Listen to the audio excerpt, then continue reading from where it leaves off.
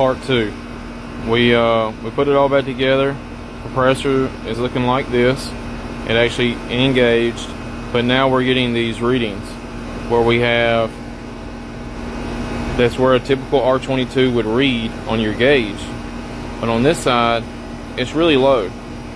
It's way below 200. So we had to ask ourselves why. There's a couple possibilities why this might happen.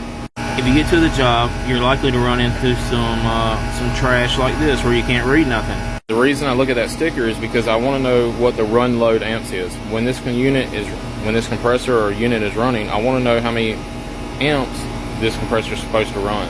I see it's running 7.5 amps.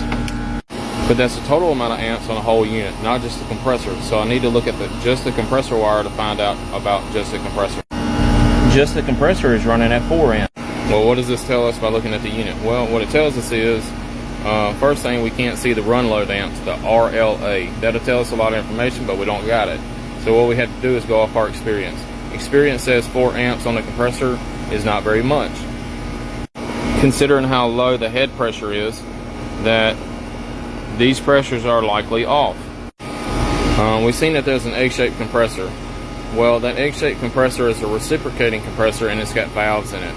Since it's most likely that those valves are weak and that they're not able to compress correctly, that's part of the reason why it isn't pulling much power, because there's not a lot of compression going on in the compressor.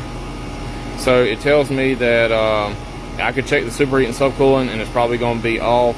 It's probably not sending the right amount of refrigerant into the indoor unit, and that's the reason it isn't cooling.